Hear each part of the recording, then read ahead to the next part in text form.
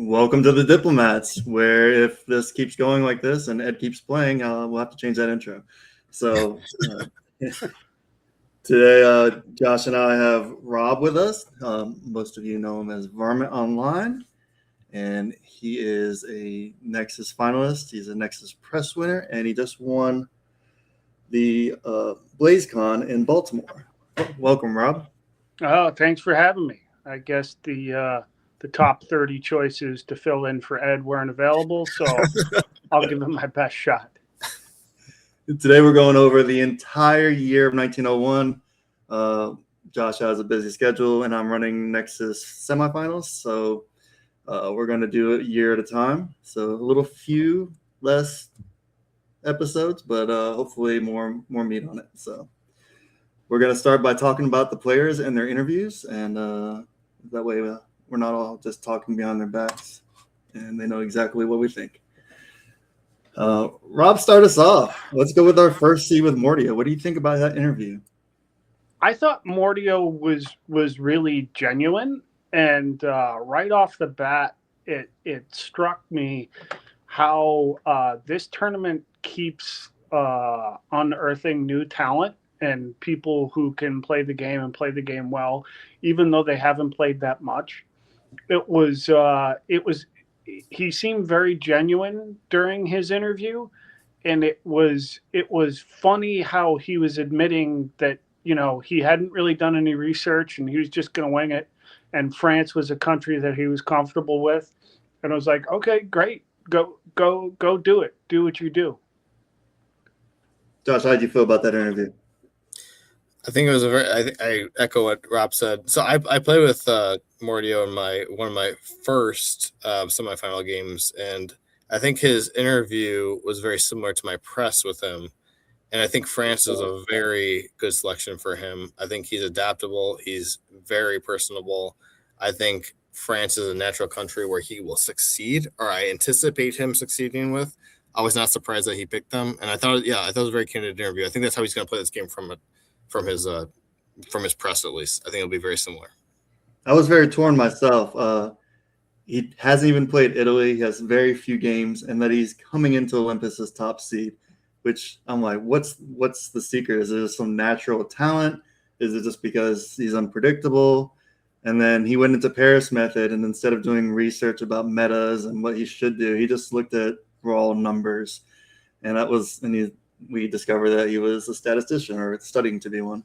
And to me, I was like, that made me think of Peter McNamara, where I'm just like, oh, someone who's really cold and calculated but charming at the same time. But then he says he plays it for survivors. So I'm like, oh, he's a social player. And so I think he has all the right ingredients to be an excellent player. Obviously, he's already doing well for himself, but I think he's a name to watch out for in the future. Let's go to the next one. What do you think about King Red, Rob? Number 2 seed. King Red, I have not played a game with him, but I have seen him, I believe, solo in a couple of different press tournaments and the prelims.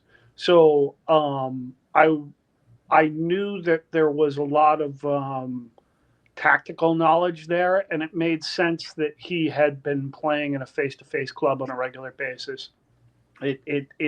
His story fit what I had seen of him so far, and I think he's been very impressive, and I'm curious to see how the West is going to mesh.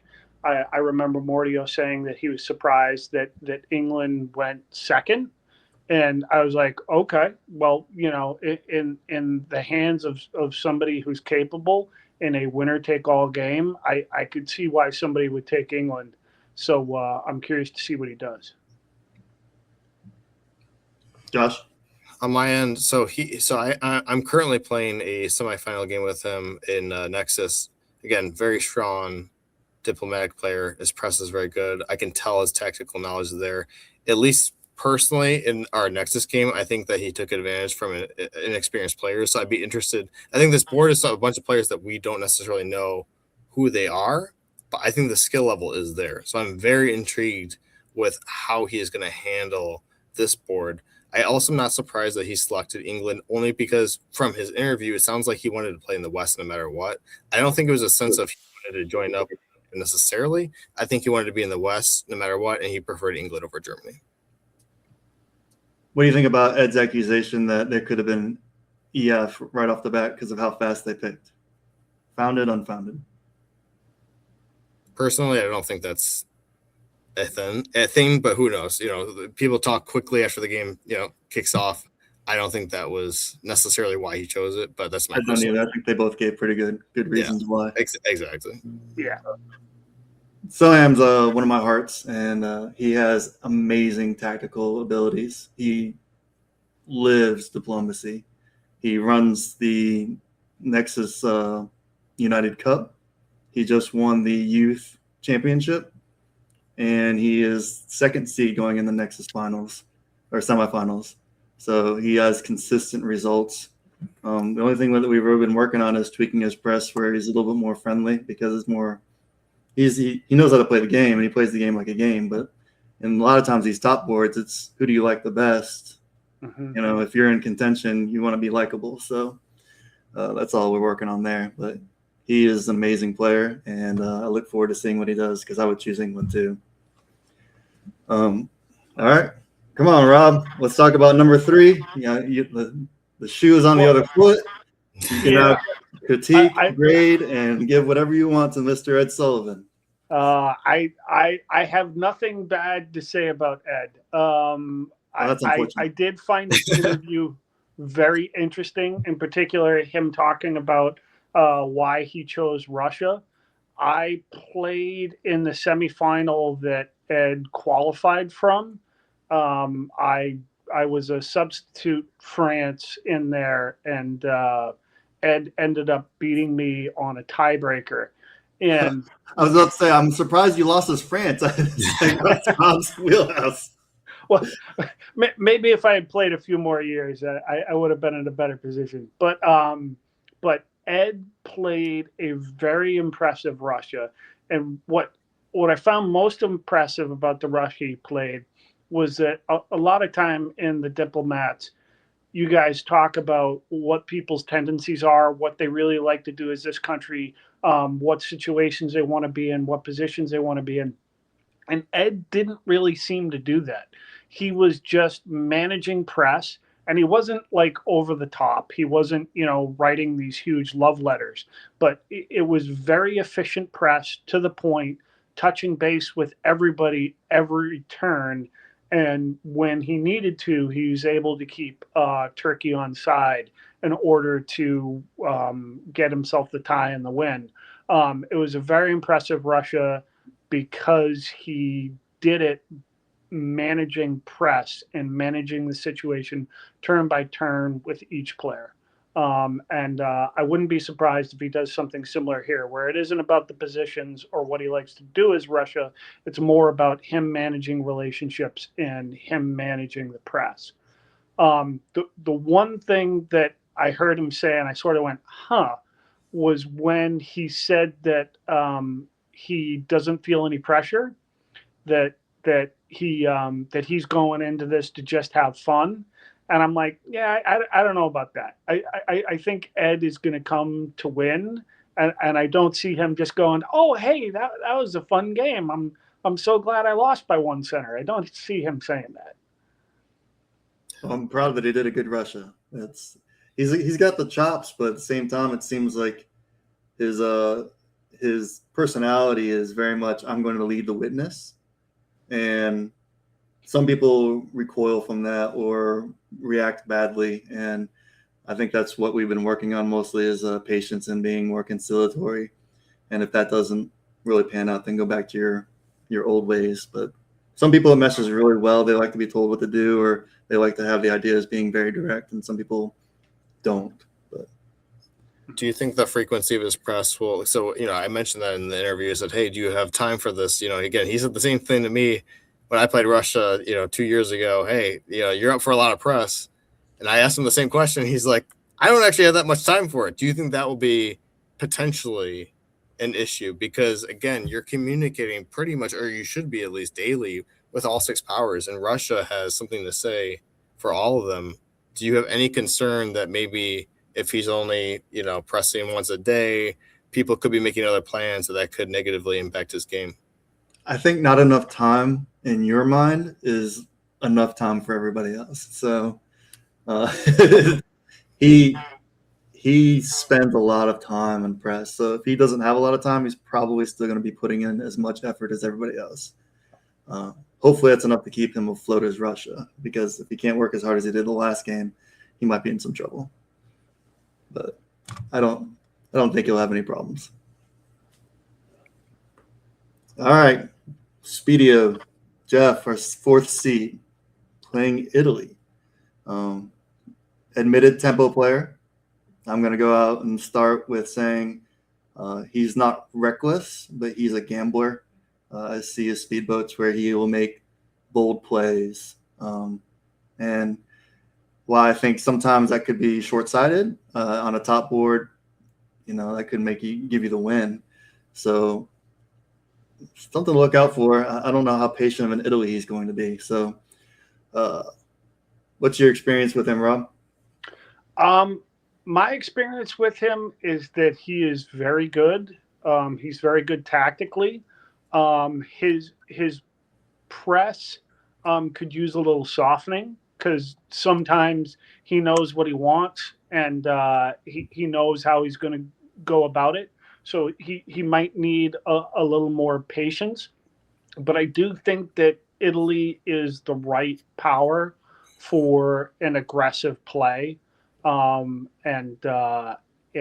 it's somewhere where he's not necessarily hiding, but if he can develop a strong relationship with France, he can have some runway where he can move east more aggressively. So I think that fits his style really well. Yeah. So his speedboat mentality, and he even mentioned a tempo player. My one prediction for Spring 01 is that Venice is not holding.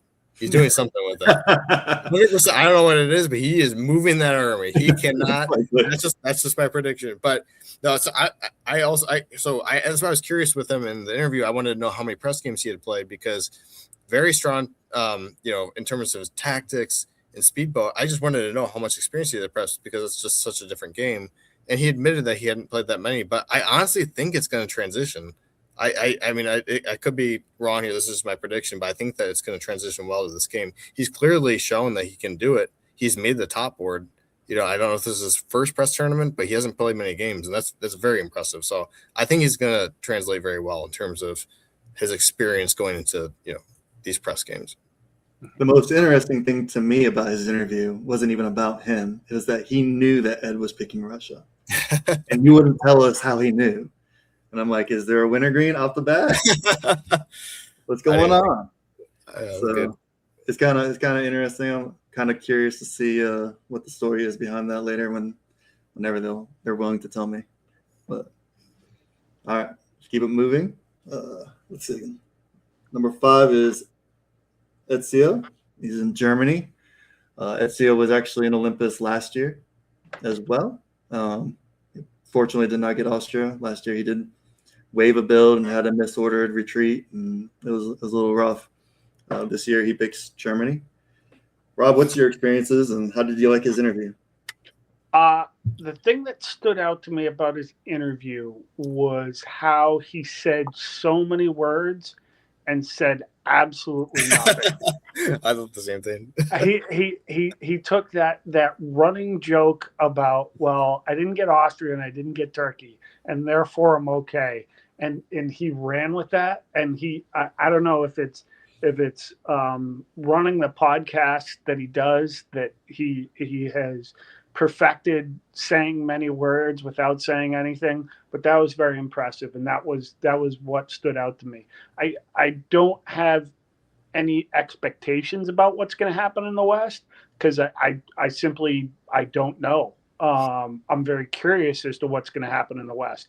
I don't know how those three are going to play with each other. I have a sense of how Ed will manage things as Russia, but Ezio, I'm very curious to see what happens. Has Ed and I can't remember whose interview it was, but have Ed and Ezio played together before? I think one game they said they'd played. They said when they've played in the past, there's a lot of friction that they end up fighting consistently. So I didn't want to bring this up in the interview, but obviously Germany, Russia, Sweden was the first thing that came to my mind. Me too. I didn't want to say it, but that's like I didn't want to be Austria, Italy, and I'm like, great, now you're Germany, Russia. In my mind, I'm like, what's going to happen with Sweden? That was the first thing that came to my mind once one of the two of them brought that up in terms of the friction. So we'll see. We'll see. Hopefully soon. Number 6 is Gordon. He got stuck with Austria. Super nice guy. He is a very nice guy. I have played a bunch of press semifinals with Gordon. He seems sort of snake bit in that he has been so close so many times. As he mentioned during his interview, he was the bubble boy for the top board in Olympus season 1. I played with him in semifinals in Olympus season 2 and 2 semifinals in season 3. He's very good. He's very committed to what he's doing. And I've sort of been on the receiving end of some of his alliances, but he was always calm. He was always level-headed. He was able to adjust to setbacks, which I think will serve him well when he's playing as Austria. So Rob, I played with, actually, we were in the same game. It was season 3, our second semifinal game. The three of us, Gordon, me, and you, were on the same board together. And Gordon strikes me as a very strong alliance player. In that game, I actually think he stabbed his ally first, but it kind of made sense. He did it at the right time. I think the last semifinal game that he played that he won in season 4, there was a period of time where I actually thought he may be allowing his ally to do too much, almost like he was overcompensating for an early stab the previous season. Turns out it worked out well for him. He easily topped the board. Everyone was happy with him topping the board because he didn't really have to stab too many people. He strikes me as a very strong ally, but obviously when the time comes, he knows when he may need to stab. But like you mentioned with being snake bit, I almost feel like it has reversed a little bit where he thinks that I need to be an ally player almost too far, which, again, it depends. And these top boards is tough. Like sometimes you almost want to be, keep your alliances as close to as close as possible. And that can pay crucial dividends down the road. So I'm really curious. The thing is, as Austria, you can easily be in a vulnerable state. And with him in Austria and Speedio in Italy, my initial thought was, well, Italy could be pitching an AI and Austria could be oh, sure, I'll go with it because I'm an ally player, so I don't know. We'll see. But that was the first thing that struck me once I saw the power selections. Mm-hmm. How do you think he'll get along with Jeff, since you said he's more an alliance player and Jeff's kind of a dictator? I mean, I think that Gordon's going to be happy to find an ally. Okay. And so if Jeff is saying, hey, let's do an AI, I think Gordon would go with it. That's just my I think if Jeff makes a good logical pitch, then Gordon will probably go for it. That would be my expectation. Agreed. All right. Let's talk about Banana, which is one of the funnier comments. Do we know his name yet? No, we don't know. We should have asked him this. My first impression was he was young and very eager to do whatever it took to not die in the corner, which is kind of the mentality you need to have in Turkey. So I think he's already got a step ahead of everybody else. He's in the right mindset. He's like, I got to make sure I am the lowest target for everybody. Mm-hmm.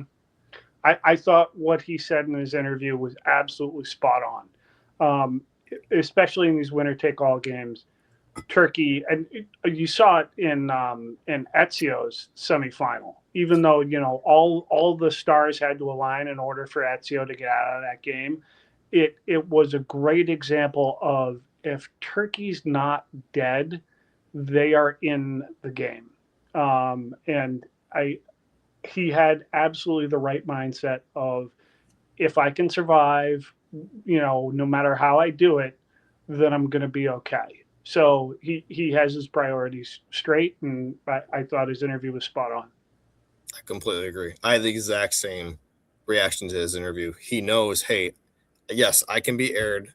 I need to survive. I'm flexible. I think I don't know if it's me or him, but we said flexible. He is flexible. That is crucial as Turkey. How many turkeys come in saying, yeah, I want to do X, Y, and Z? No. You be flexible. You survive. You can find yourself in a position where you have at least have a chance in the end game. Mm-hmm. I agree. Well, without further ado, we're going to go to spring 1901, and I'm going to change your order because I think it's going to flip out that I don't have to guess at the bottom. So, let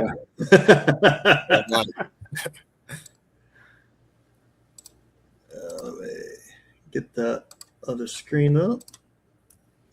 We are having a little technical difficulties. The slides did not load, so we are going to go old school with Backstabber. Share that screen.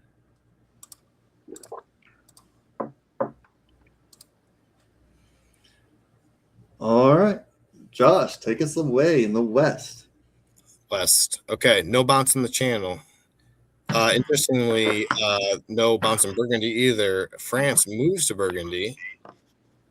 Otherwise, a pretty standard opening for England, standard opening for Germany. I think the most interesting thing in terms of the West is the fact that Burgundy was not DMZ'd. France did move there. Yep. I think it's interesting that he went half hog Burgundy Picardy, so it'll be interesting to see how that goes out. Rob, show us the East. The East, it looks like AI have a Trieste loan going because Rome goes to Apulia in addition to Venice going to Trieste. There's a bounce in Galicia. There's a bounce in Black.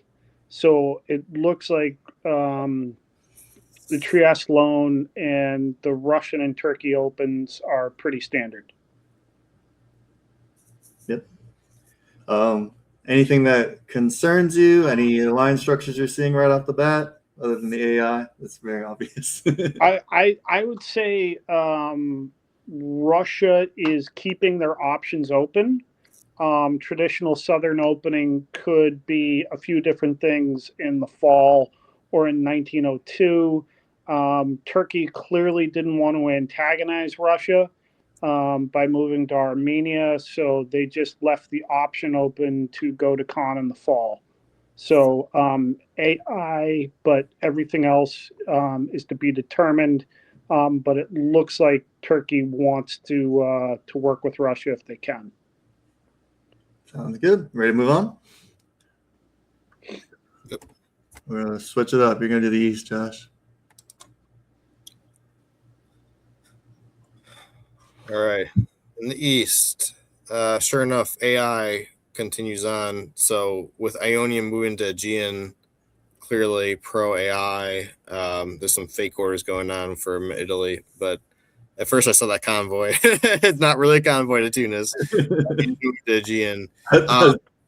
So interestingly, DMZ in Black. So I think RT are sensing the AI clearly, and then well, actually, Turkey's opening up Smyrna for a fleet build, which is smart, and moving as opposed to moving to Armenia, they're moving to Syria. So again, another pro-Russian move, another bounce in Galicia as expected. So I think this really is AI versus RT. I agree. Rob, how about the West? In the West, the thing that stands out off the bat is Germany bounces Sweden, and France's moves are a little unusual. It looks like England thought they had a shot at Belgium, but France supported themselves into Belgium. Germany felt like they had to cover Munich, so France gets Belgium. France parks the fleet in Spain north coast. I'm not sure if that was an Italian ask. It may have been. Um, I'm not sure if Italy necessarily needed that much comfort. But Would you have parked there, or would you have gone to Portugal?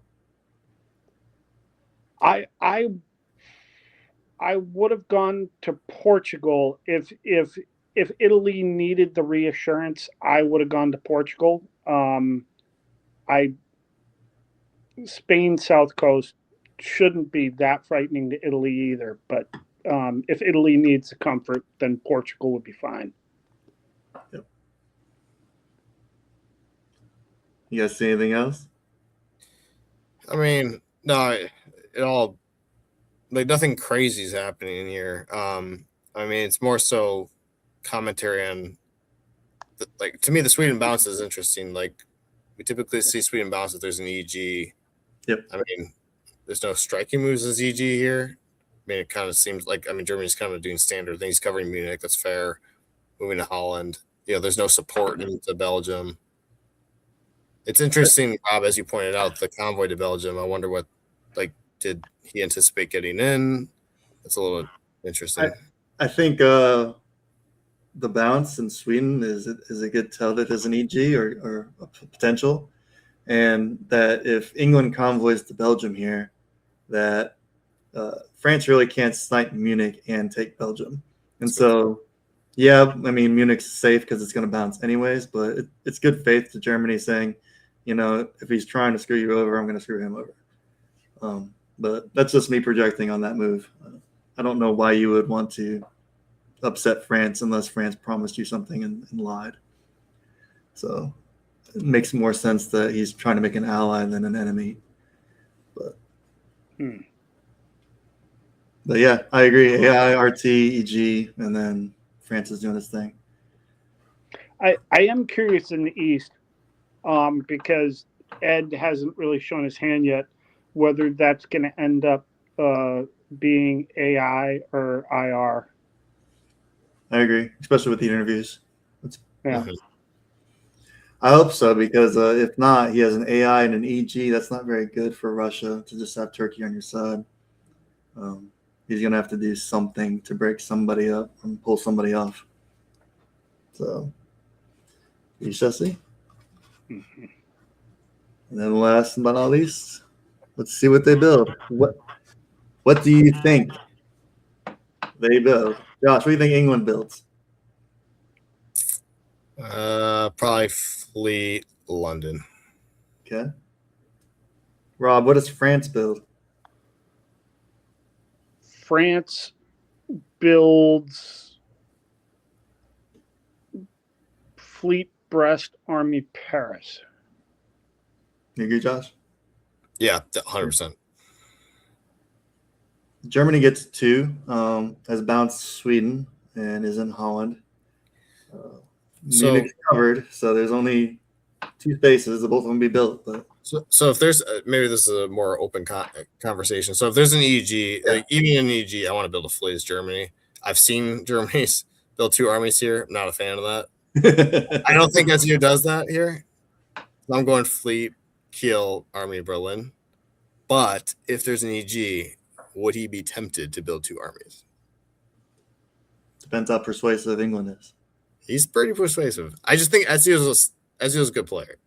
I don't know how much he can get away with it. But yeah, I agree with Josh's initial assessment. I definitely think Ezio is going to build a fleet in order to give himself the flexibility. Now that he's bounced Ed in Sweden, I could, if he is intending to go with an EG, I could see him saying to England, I need a second fleet to go after Sweden anyway, because that's my next step. Is there a place where you'd see Army Kiel, Fleet Berlin? To let the army slide to Ruhr, and then you can still get to Baltic. Still pro-English. That's possible, my expectation would be Fleet Kiel Army Berlin. I think it provides more flexibility both in the moves, which then gives flexibility in the negotiations. And I don't know if there's anything that Army Kiel can do that Army Berlin can't. Go to Ruhr. It could go to Ruhr, and therefore you wouldn't have the trouble of backfilling Munich. But usually backfilling Munich from Berlin works too. I agree. Russia only gets one build in Romania. What does Russia build? I think that's pretty obvious, but they have to build an army somewhere. My guess would be St. Petersburg.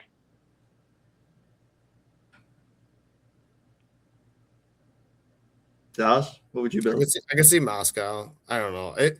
It's tough because Moscow gives them the flexibility. I've heard Ed talk about loving the flexibility of Moscow. I've also heard Ed. Now, granted, he can't do anything really with Warsaw, but saying, I built in Moscow and I wished I had built in Warsaw. That's not the case here. But it could be the same case with St. Pete, where he builds in Moscow and wishes he had built in St. Pete. I don't know. Yeah, it's going to be an army. I mean, maybe he's frustrated with Germany. I can't imagine you see fleet, South Coast or anything like that. That just doesn't seem realistic with one build. I'll go Army Moscow just to have some difference of opinion here. The one thing that occurs to me about Ed's situation is that with Turkey having committed itself to face the AI, if he wants to, Ed has the option to just slow everything down in the East and reassess where everyone is going. So that's one reason in my mind that he might build St. Petersburg, because he might think that he has enough time to slow down the East. I would probably build in Moscow. That's because I think that it's less threatening to England and Norway. Germany just bounced me, and I really don't want to scare England into Germany's arms even more than it may already be. And if I'm less of a threat, then I can always support my fleet back, because I'm obviously not going to get Sweden unless England's going to help me. So there's no real reason for me to continue to poke around if Germany's just going to take it anyway. So I might as well dock my fleet and try to make it as hard as they can to kill me. So that's how I feel about that. All right. Italy, one build from Trieste. I think it's pretty obvious. I think the rest of them are obvious, right? Fleet Naples? Yeah, Fleet Naples, Turkey, Fleet Smyrna. I don't know. Austria's not very obvious. 2 waves? 1 wave? Yeah, they're going to build the Danube flotilla. And then Turkey, most likely fleet. Smyrna. It's got to be. Yeah, the rest of them are pretty obvious. Let's see what they built.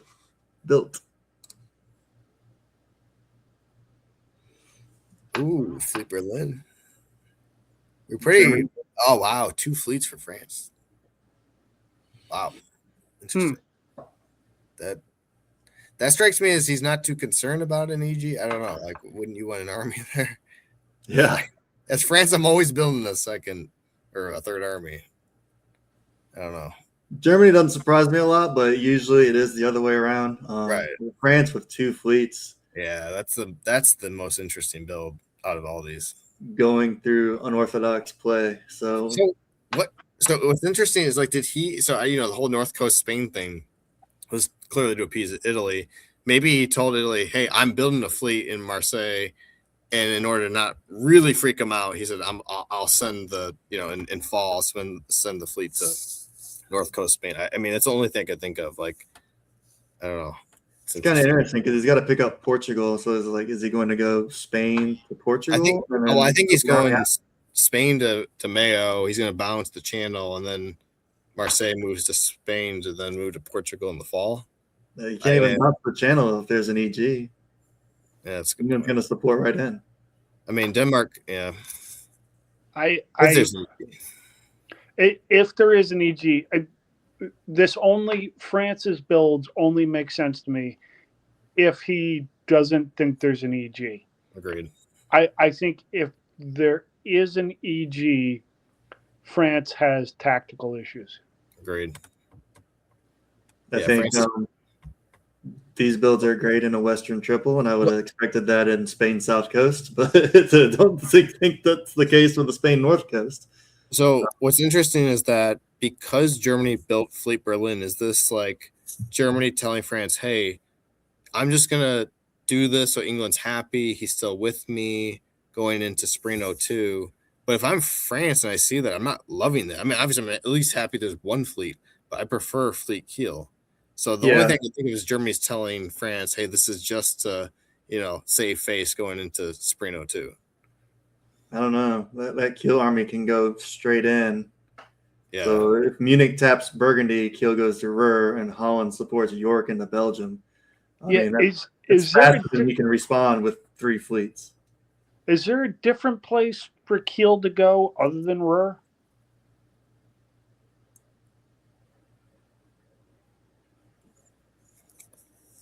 The only thing I can think of is Munich. If Munich goes to Silesia? Possibly. That'd be surprising, though, because then, I mean... Why would you build Berlin? Yeah, if you're going to go to Silesia. Right, exactly. I think Ed needs to go to Warsaw, or needs to go to Silesia to at least slow the French collapse.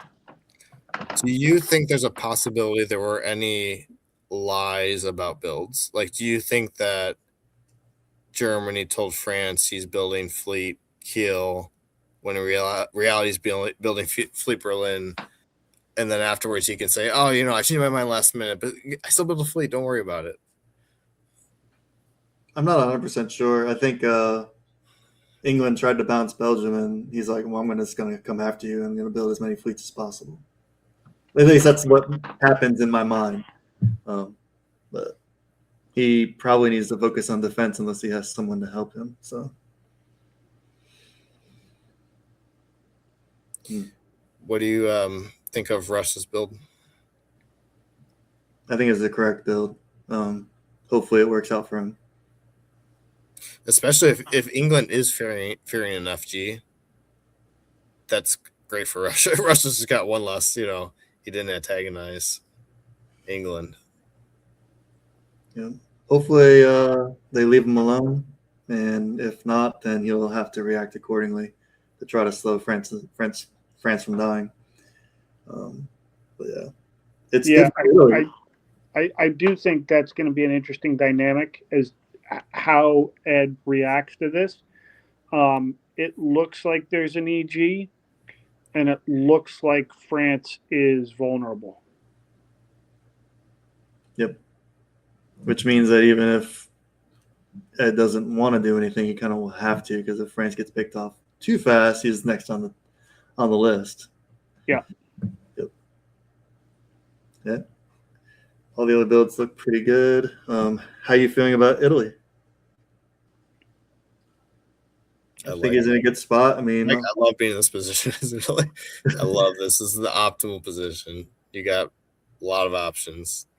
I mean, he probably gained some trust with Austria. He could have really hurt him bad in the fall of 01. He didn't.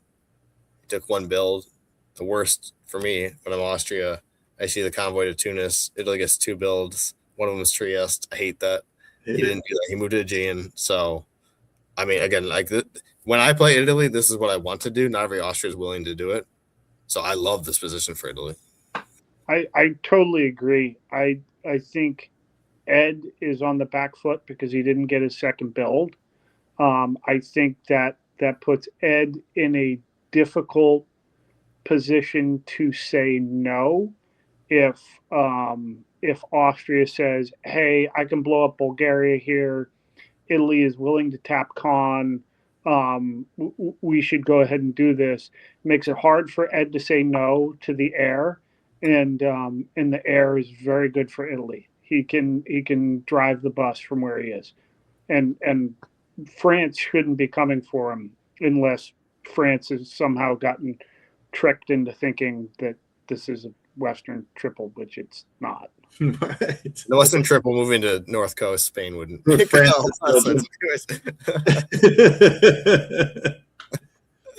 Yeah, I agree, Rob. How do you feel about Austria? I never really loved the loan, but I like the tempo, and so I kind of like it. I'm more willing to do the loan ones in the fall. Spring's risky. I mean, clearly paid off for him. I don't mind it. I mean, again, it's better position for Italy than Austria, but like as Austria, how many times do we see in these top boards where you get gained up on? So, I think he found a friend. Again, Gordon's a strong alliance player. It wouldn't surprise me if this alliance sticks decently long. I just wonder when Speedio may pull the trigger in the future. But I mean, I think this is naturally a fine position for Austria. It's just I don't know if it's truly RT versus AI. It could be a grind, and Austria's not going to see much benefit from that. But I'm wondering if you can pull the trigger, because if France starts to collapse, I think Italy needs to get over there before England breaks through the med. But we'll see.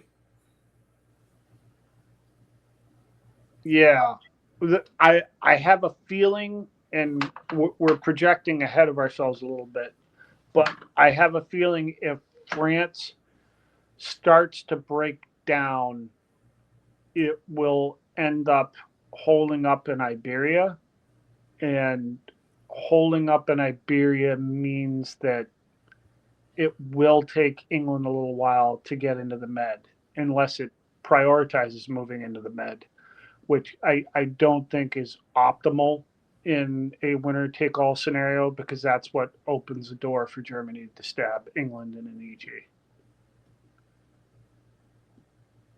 How do you feel about Turkey's position? I love that he was able to rotate that fleet out, and he has a line to protect I'm glad him. that he clearly was aware. The DMZ of black in the fall, to me, shows he's a smart player. He's aware of what's happening here. How many times have you seen a Turkey who doesn't really read the tea leaves that, is clearly an AI, with those spring moves? He still wants to bounce. He maybe not even open, Smirnov for a fleet build. I think these were great moves for him in the fall here. And he did everything I probably would have done as Turkey. Would you invite Russia into the black in the spring? No. Okay. I don't want him in there. He may ask for it. I do think Russia's his most important diplomatic relationship, and he has to be pitching. We, the RT, have to do everything we can to slow down the AI, because there's no reason for the AI to stop. So even though they're gonna pitch the air to you, you should say no to the air. It's not in your interest to break me down, because you're going to be next. Agreed. Is that everybody? All right. Let's go to grades. Rob, you get to give your first grades. Oh, let's start with Austria. What do you give Austria this year? I give Austria a B+. He found a friend. He may be working on finding another friend. And even though the loan is not ideal, it is good, and Italy did the right things. He didn't stab him out of that. So I would say Austria did pretty well for himself. I would give him a B+.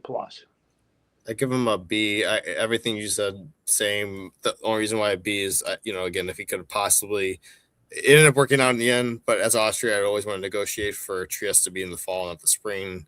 Clearly, that didn't happen. It all worked out for him in the end, but a slight downgrade from the B+ for me. But B still, a very solid year. I give him a C+, which is good. My grades are always low. C is adequate, but I love the strong alliance play. Unfortunately, there's bounces and tension, and even though they did a speed into Aegean, it looks like Turkey's been able to rotate out fast enough where it's going to still be not as quick as they probably want it to be. So above average. England, Josh, what grade do you give England? If we're correct about an EG, I would grade it higher. I'm not I don't know. I'm torn on whether it's an EG or not because the fleet builds for France, either France is being bamboozled here or it's not an EG. If it's an EG, again, great year for England. I will grade him a B minus only because I'm not convinced it's an EG yet. If I know it's an EG, it'd be a lot higher. I don't love the fleet builds. Again, and that's part of diplomacy, right? You can negotiate for France to not build 2 fleets, and that didn't happen. So he's going to get downgraded a bit. But again, if it's an EG, then he gets graded higher. So B minus for me. Rob? I'm debating between a B and a B minus, and I think I'm going to go with a B minus. And I say that because I did like the fact that he was able to get Germany to bounce Sweden. So that is a diplomatic win on his behalf. But having France build 2 fleets is a clear diplomatic loss. That if he has an EG, then good for him. But if he has an EG, it's as if France said, well, I'm going to take this out on somebody and I'm going to take it out on you, which is suboptimal. I actually gave him a B plus, which is weird that I give him higher. He got Germany to build a fleet that's not threatening to him in Berlin. He has his build. I firmly believe that there's an EG because of the bounce on top with the build. So that bounce gives him some freedom from not having a Swedish fleet next to him. Russia did not build in St. Petersburg, so he has no pressure at all on one side. Yeah, it's a little low just because obviously France is going to gun for him, but I think that the strong tells that there's an EG. Germany is going to take Belgium from him, and he's probably going to be flat going into next year. So I think he can turn it around before fleets come through the North Atlantic. So we shall see. Rob, give France a grade. Your favorite is an F. This is a different France, and it's hard to evaluate because I'm not sure which alliance he thinks he has. I guess he thinks he has an FG. I'm concerned he doesn't, and I'm concerned that tactically he's in a rough position. So he did get the 2 builds, and he does have 1 in pocket. But I'm concerned he's going to be on 5 at the end of 1902. So I would give him a C. Yeah, C minus for me. The builds is I can't. I wouldn't do that. I just the flexibility that the Army provides you is crucial, especially for defensive positions. If he thinks he has an alliance and he does, great. I'm just probably never building that in Winter 01. Again, similar to what we said about England, a lot of the grades going to depend on what we see in 02. But we fear an EG. If there truly is an EG, then obviously the grade is worse, and the builds, the grade for the builds is even worse. So yeah, I think C minus. I actually gave him a B minus. You. And that's because my grading scale is completely crazy. I liked all his moves. I think for the most part, everything was well done. I just hate these builds. Like that was just the 1 mark out of the 10 things. So it just dropped it a little bit. And the fact that builds weigh in it, and France usually always gets 2 builds, it's going to pad his score some. So I wouldn't put too much stock in that. So, Keith, let me ask you, because I know diplomacy is very important on your grading scale. What alliance do you think France has? I think he has a pretty good understanding with Italy. And with the Italian fleets being so far away, I think that it'll be hard for him to pivot. So at least he's got 1 good friend there. That's a pretty easy friend to have, though, right? It's a pretty easy friend to have, but if there was an EG off the bat, you'd think they would try to get Italy on side. True. And so true. I think might have just been that Jeff wanted to really hit Turkey hard and didn't really care. But we can try to attribute some of it to him just not wanting to do it. But we'll see. Josh, Germany. I mean, so you kind of grade like average is a C. For me, average is like a B. I think I'll go B plus only because we think he has an EG. And I mean, honestly, like even if he doesn't have an EG, it's potentially an FG. So like, I think he's probably of the three in the West, like the most likely to have the dominant alliance. The builds, I'm not gonna discount him for too badly. I think I think he did it for diplomatic reasons. For England again, I think possibly saving face, or truly it's an EG and he's doing it for his ally. Obviously, if it's truly an EG, the bounce makes sense. If it's not an EG, the bounce is a little more surprising. I don't think he did anything really wrong. I think covering Munich, leaving Munich open in fall on top board is very scary. I don't blame him for covering it. He really didn't have much to do with it anyways. He got into Holland. He got his 2 builds. Yeah, I'll go B plus. Rob? I'm going to agree with the B plus. I thought he got his 2 builds. It looks like he has an EG. At least he built as if he has an EG. And I'm assuming he has an EG because he bounced in Sweden. My one quibble, and this is a small quibble, is that even if he thought he had an EG, I wouldn't have bounced Sweden. I would have allowed Ed into Sweden, and I could see a counter argument that might give Ed too much sway over the game to give him 2 builds, and he didn't want that. But I think if he has England on board, then he's probably going to end up with Sweden anyway at the end of 1902. So I think if he wasn't sure that he had an EG, then he would want to keep Russia on side longer. I agree. I can't see anything that he would have other than an EG. To pivot on England at this point, I mean, you can tap north to let him in the channel or at least bounce channel.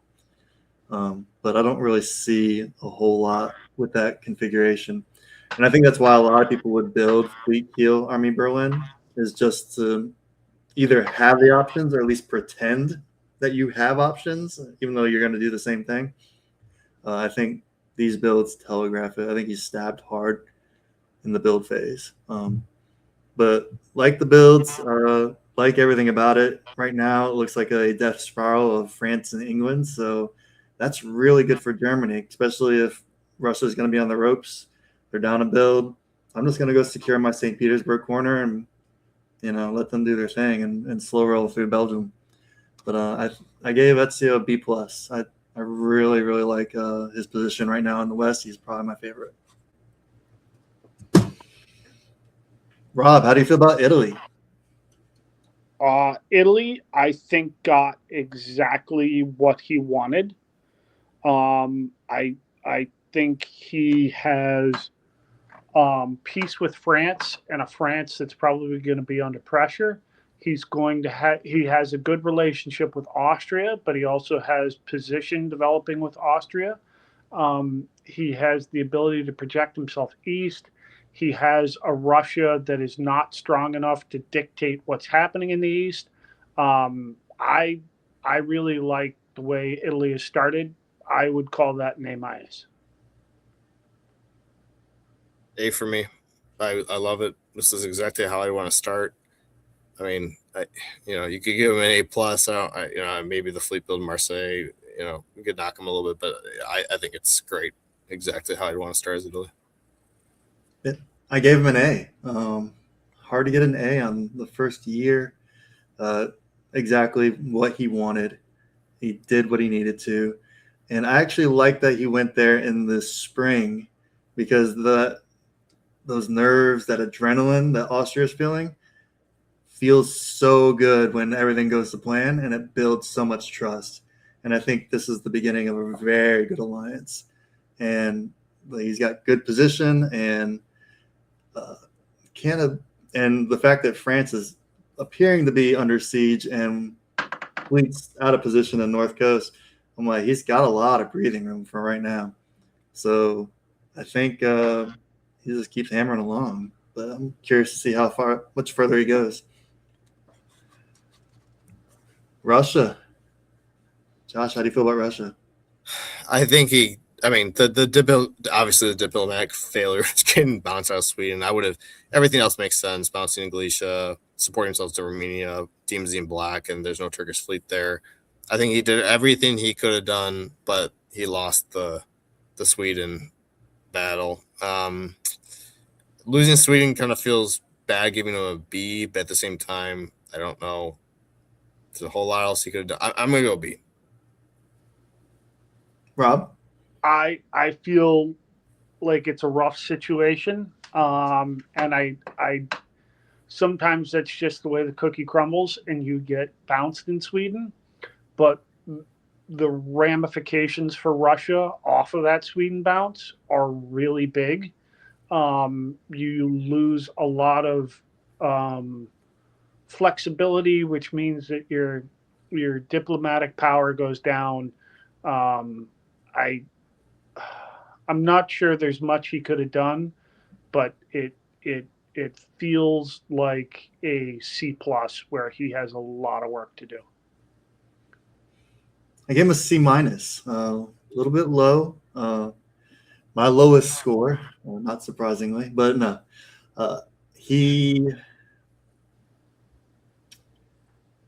when you're playing Russia, you have to know that you need two friends where anyone else just needs one. And I don't think he got the second one. He's gotten Turkey, but that's about it. And I feel like he's going in as the biggest target and picking Russia. It's very easy for them to gang up on him. I was very surprised that he took Russia. I think if I was the biggest name on the board, I might not even take Russia, even though it's my favorite power. So I know he had a good semifinals game, but I mean, the final top board is a little stronger. But hopefully it pulls through. But C minus, unfortunately, just a little bit low. Rob, great Turkey for me. I'm gonna call Turkey a B minus, and it's hard to grade Turkey right now because Turkey's game isn't 1901. He did everything right, and I trust that the diplomacy matched the tactics in terms of what he's trying to do to get Russia on side, to slow down the AI and keep himself alive.